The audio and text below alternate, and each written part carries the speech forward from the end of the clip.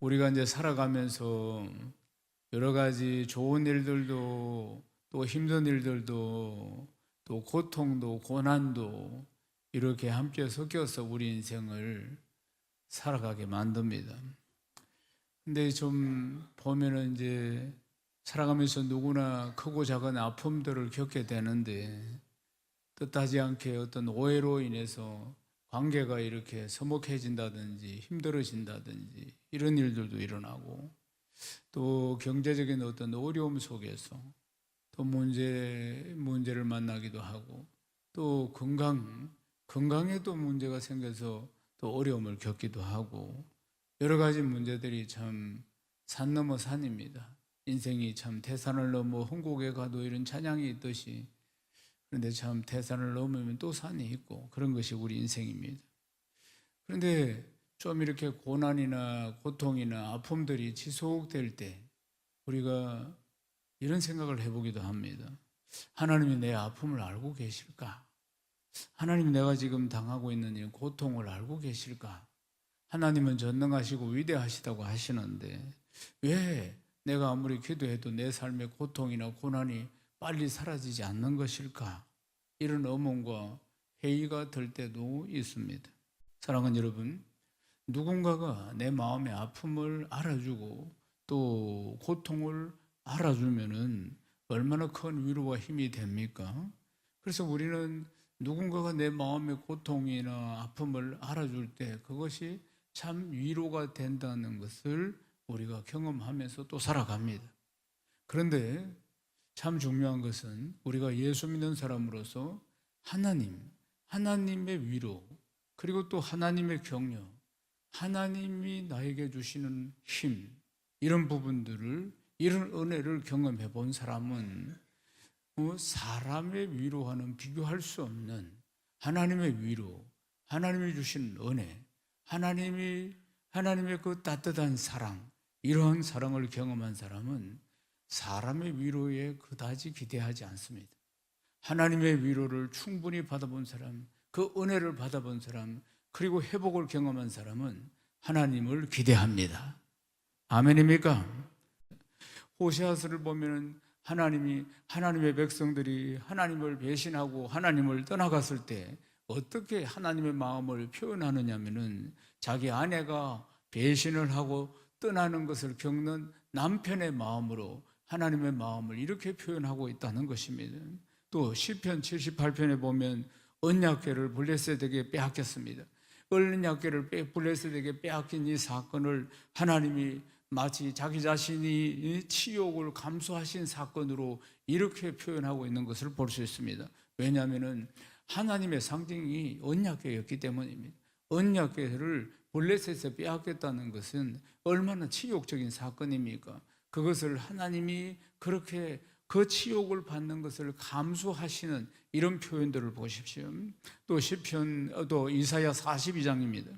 보면 하나님께서 이 백성들을 구원하시기 위해서 마치 구원하시고자 하는 마음이 어떤 마음이냐? 해산을 하는 여인, 마치 아기를 낳는 여인의 이 극도의 고통, 이 고통을 감수하는 것, 이 고통을 감수한 하나님이 그 고통을 감수하시면서도 끝까지 이 백성을 책임지고 구원하시는 하나님의 마음을 그렇게 표현하고 계시는 것입니다. 이런 표현들이 우리가 이제 구약의 하나님은 무서운 하나님, 진노하시는 하나님, 저 멀리 계시는 하나님으로만 알고 있는 하나님에 대한 오해를 풀어주는 아주 중요한 대목이라고 봅니다. 사랑하는 여러분, 우리가 겪는 여러 가지 인생 한 80여 년 살면서 겪는 고난이나 고통, 이걸 하나님께서 그냥 무심하게 무감각하게 위에서 이렇게 그렇게 사는구나 이렇게 보시는 거예요. 그러다가 잘못하기만 하면 혼내시고 이런 것이 아니고 진심 어린 마음으로 우리와 함께 눈물 흘리고 고통을 짊어지시는 하나님이십니다. 사랑하는 여러분, 오늘은 종료주일입니다. 고난주간이 시작되는 한 주간입니다. 다음 주일은 부활주일이고요. 예수님이 십자가를 지신 우리의 고난과 고통을 다 담당하시기 위해서 십자가를 지신 이 한 주간 아니겠습니까? 사랑하는 여러분, 오늘 예배와 오늘 말씀을 통해서 하나님께서 우리 각자의 깊은 내면의 상처와 아픔 속에 찾아오셔서 하나님이 나와 함께 아파하시고 또 위로해 주시는 그 따뜻한 사랑의 하나님을 만나시기를 주님의 이름으로 축원합니다. 그리고 그 하나님의 사랑 안에서 우리가 또 서로의 상처를 향해 조금 더 따뜻한 마음으로 다가갈 수 있는 계기가 되기를 주님의 이름으로 축복합니다. 이런 하나님의 모습이 가장 강렬하게 표현되어 있는 것이 호세아서입니다.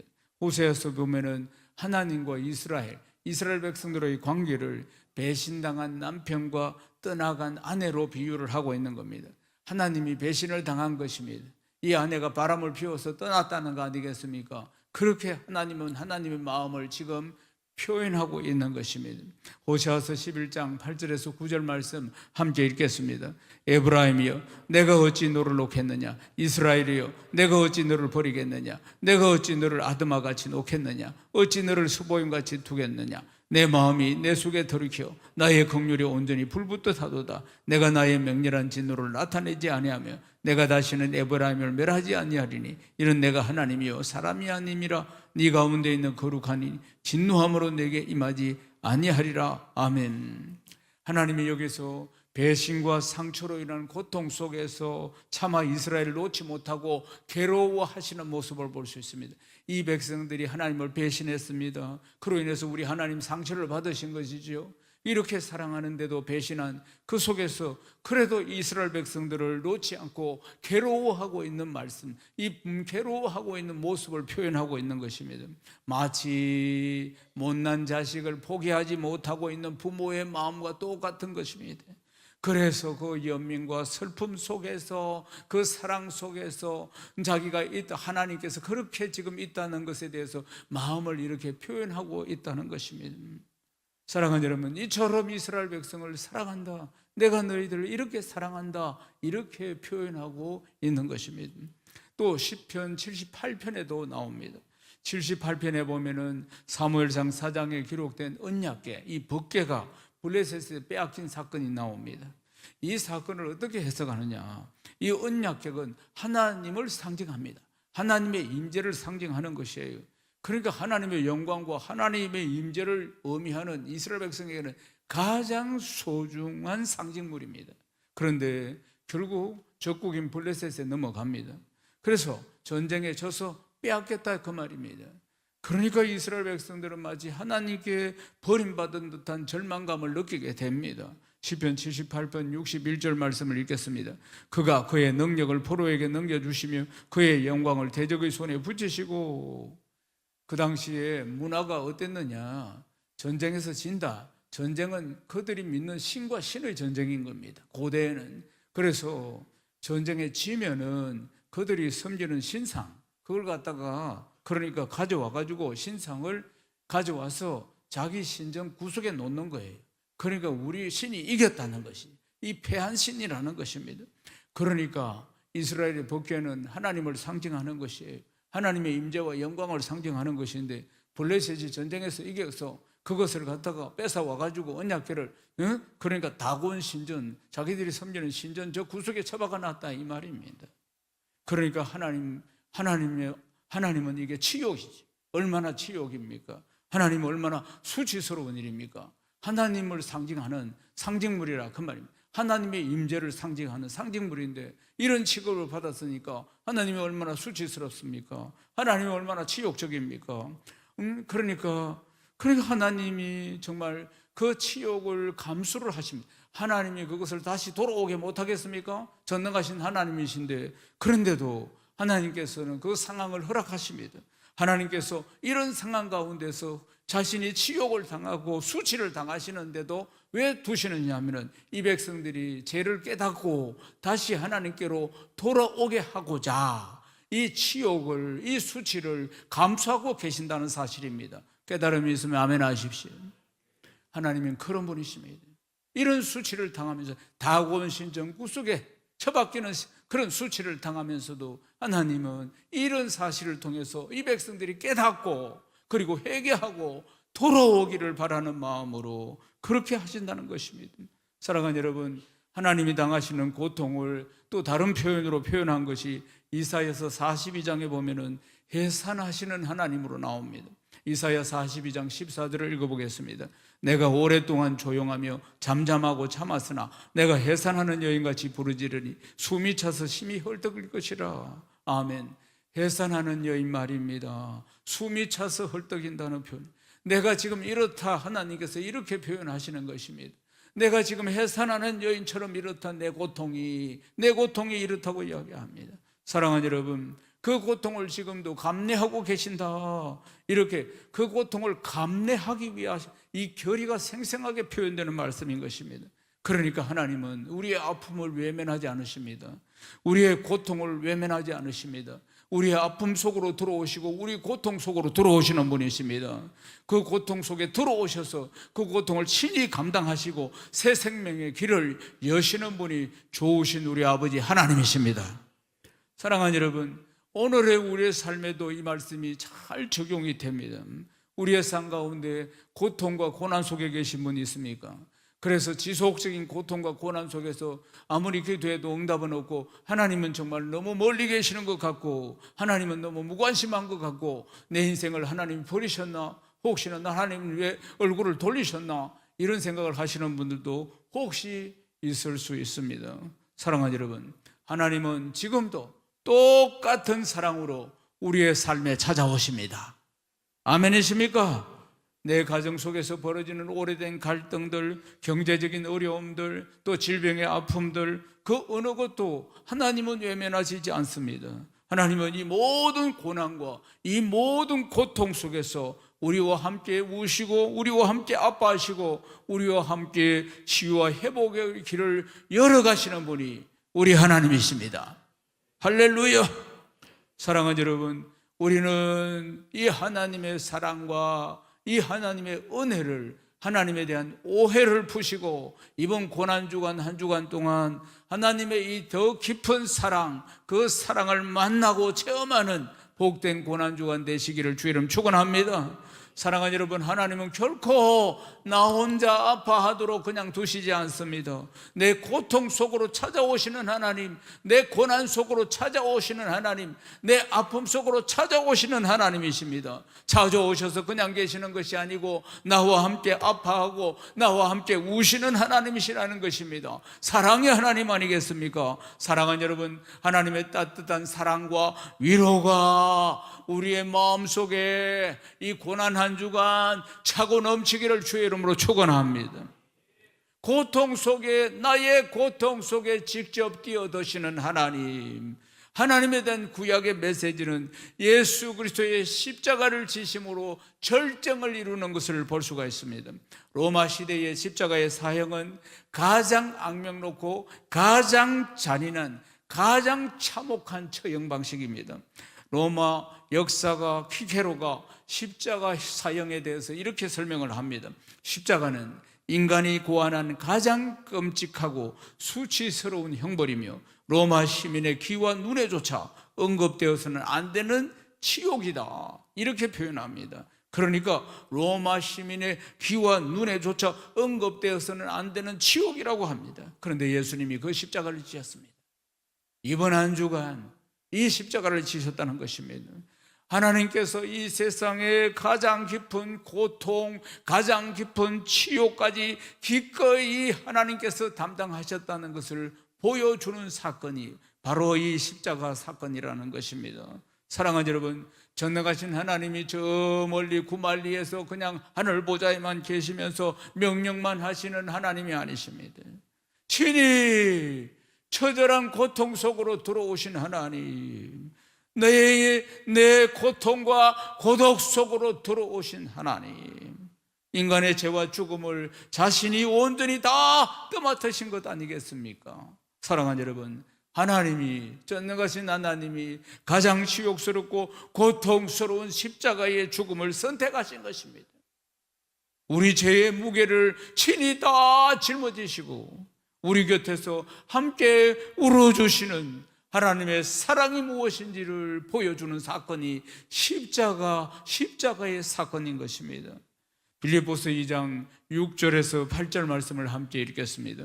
그는 근본 하나님의 본체시나 하나님과 동등됨을 취할 것으로 여기지 아니하시고 오히려 자기를 비워 종의 형체를 가지사 사람들과 같이 되셨고 사람의 모양으로 나타나사 자기를 낮추시고 죽기까지 복종하셨으니 곧 십자가에 죽으심이라. 아멘.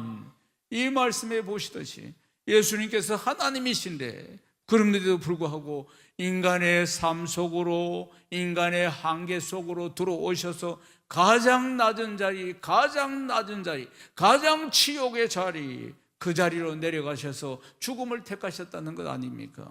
사랑하는 여러분, 여기서 죽음이라는 것이 단지 육체적인 고통뿐만 아니라 가장 심각한 수치, 가장 심각한 모욕까지 다 포함하는 것 아닙니까? 하나님이 스스로 우리를 위해서 극도의 수치와 극도의 고통을 다 감수하셨다는 것이 바로 놀라운 사랑의 정점이라는 것입니다. 사랑하는 여러분, 왜 그렇게 하셨을까요? 우리를 사랑하시기 때문입니다. 우리를 사랑하시기 때문에 나의 고통을 멀리하지 않으시고 나의 고통을 외면하지 않으시고 오히려 가장 고통스러운 자리에까지 기꺼이 자신을 던진 것 아니겠습니까? 우리 인간의 죄와 아픔을 자신의 아픔으로 안고 끝까지 함께 하신 것 아닙니까? 사랑하는 여러분, 하나님께서 가장 깊은 고통 속에서 우리와 함께 하신다는 그 진리는 예수님의 부활 사건을 통해서 완전히 확정되는 것을 볼 수 있습니다.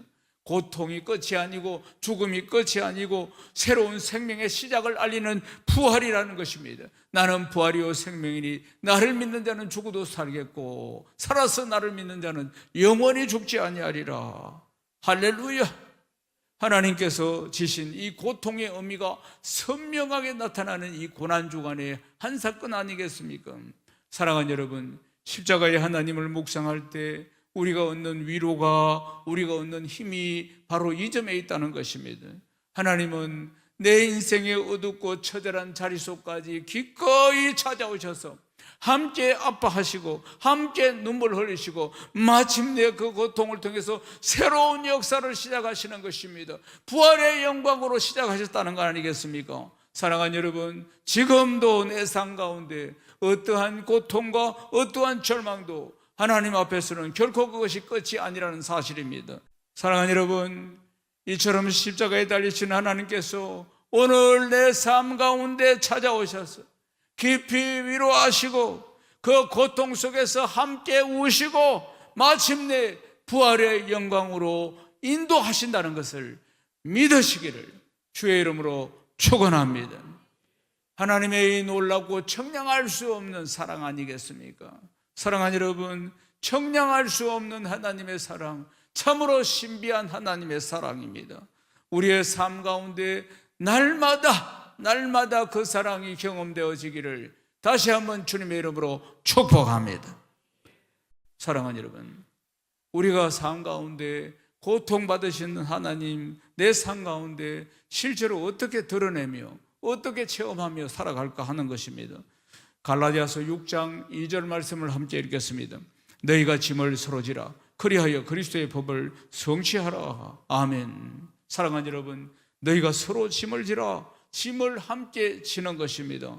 그리스도를 진정으로 따른다는 것은 하나님이 십자가에서 보여주신 그 사랑을 내 일상의 자리에서 그 사랑을 받은 자로서 그 사랑을 흘려보내는 것입니다. 사랑하는 여러분, 우리가 짐을 나누는 것은 단순한 위로나 위안 이런 수준을 넘어서는 것을 말합니다.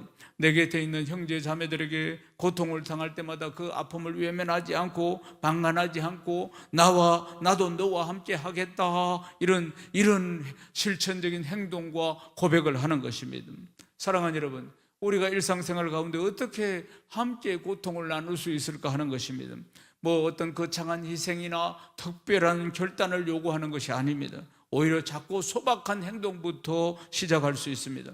예수님의 십자가의 사랑이 내가 그 사랑을 받은 자로서, 내가 그 은혜를 받은 자로서 내가 처음 그 사랑을 흘려보내는 것은 가족 간의 갈등이 있을 때 먼저 말을 걸고, 그리고 오래된 오해를 풀어나가는 것, 내가 먼저 다가가는 것, 가령 경제적인 어려움을 당하는 이웃들에게 부담 없이 건네는 작은 격려의 말 한마디, 또 병상에 누워있는 이들에게 보내는 간단한 또 위로의 메시지, 외롭게 교회를 찾아온 성도들에게 따뜻하게 대하고 인사하는 그런 작은 행동들, 이 모든 것들이 결국은 십자가의 사랑을 삶 속에서 구현해내는 아름다운 시작점이 되는 것입니다. 우리가 그 작은 발걸음 하나를 내딜 때마다 하나님께서 놀라운 치유와 회복을 시작하시는 것입니다. 역사는 하나님이 하시는 것입니다. 회복은 하나님이 주시는 것입니다. 사랑하는 여러분, 우리가 겪는 아픔, 지금 당하고 있는 고난, 그것이 결코 마지막이 아닙니다. 예수님께서 십자가에서 가장 깊은 고통 속에서 부활의 새 생명을 맞이한 것처럼 우리 역시도 지금 겪고 있는 고난, 지금 겪고 있는 고통이 마지막이 아니라 부활의 소망, 부활의 소망이 찾아올 것입니다. 아멘이십니까? 십자가의 고통 끝에는 반드시 부활이 기다리고 있었습니다. 우리의 삶이 지금 긴 흑암의 터널 속에 있다 할지라도, 깊은 고통과 고난 속에 있다 할지라도 하나님은 그 고통과 지금 함께 하시고 반드시 새로운 아침을 열어주시는 것입니다. 아멘이십니까? 사랑하는 여러분, 이것이 십자가를 통해서 하나님께서 우리에게 주시는 가장 중요한 메시지인 것입니다. 이 고난주간에 우리에게 주시는 가장 중요한 메시지, 하나님은 나 혼자 고통당하고 고난당하라고 버려두시지 않습니다. 그 고통을 통해서 더 크고 아름다운 역사를 만들어 가실 것입니다. 우리 인생에 아무리 깊은 절망이 온다 할지라도 그보다도 더 깊이 하나님의 사랑과 하나님의 위로가 임하고 있다는 것을 믿으시기를 주의 이름으로 축원합니다. 사랑하는 여러분, 이제 우리는 그 사랑을 받는 자로서 그 사랑을 내 삶 가운데 드러내야 하는 것입니다.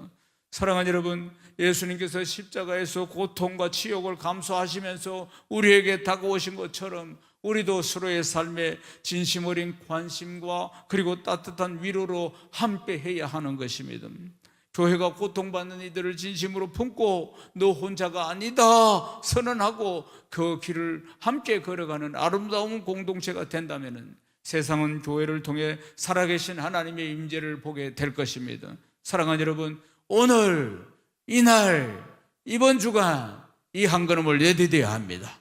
고난 주간에 내 주변의 고통 속에 있는 자에게 하나님의 이름으로 그들의 곁에 다가가서 따뜻한 말 한마디, 진심 어린 경청, 소박한 위로의 손길을 보내는 것입니다.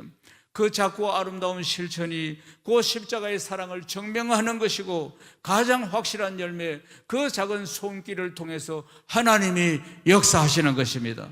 여러분 믿습니까? 그곳에 하나님이 임재하시고 하나님의 치유와 회복의 역사가 강력하게 일어나기를 주님의 이름으로 축원합니다. 사랑이 무엇입니까? 사랑이란 누군가의 고통 안으로 들어가서 그 짐을 함께 하는 것입니다. 사랑하는 여러분, 하나님께서 우리를 위해 십자가를 지었습니다. 그 십자가의 사랑을 날마다 경험하며 사는 자가 바로 우리 아니겠습니까? 우리도 이 고난주간에 고통받고 있는, 고난당하고 있는 어느 누군가의 짐을 함께 하는 자리로 부름을 받았다는 것을 기억해야 하는 것입니다. 그것은 특별하고 거창한 일이 아닙니다. 지금 내 곁에 있는 가족들에게, 무거운 짐을 지고 있는 이웃들에게 다가가서 너 혼자가 아니야 이렇게 말하는 것에서부터 시작할 수 있습니다. 십자가 없는 선교 없고 십자가 없는 사랑 없습니다. 하나님은 십자가에서 우리를 사랑하신 것입니다. 이제 우리도 누군가의 짐을 함께 지는 자리로 나아가야 한다는 것입니다. 그 길에는 다소의 부담이 있을 수 있고 고통도 따를 수 있었습니다. 그러나 그 길 끝에서는 반드시 부활을 보게 될 줄로 믿습니다. 회복이 있습니다. 새 생명이 있습니다. 하나님께서 그 길을 예비하시고 열어놓으셨다는 사실입니다. 사랑하는 여러분, 하나님께서는 나의 고통 속에, 나의 고난 속에 함께하고 계시는 것입니다. 함께 하시기를 원하시는 것입니다. 믿습니까? 사랑하는 여러분, 우리가 누군가의 고통 속에 함께 할 수 있도록 하나님께서 마음을 주시고 은혜를 주십니다. 고난주간을 맞이해서 하나님의 사랑의 고난에 동참하는 복된 성도 다 되시기를 주님의 이름으로 축원합니다. 하나님의 사랑과 하나님의 평강이 가정과 삶과 삶의 모든 터전 위에 충만하기를 주님의 이름으로 축복합니다.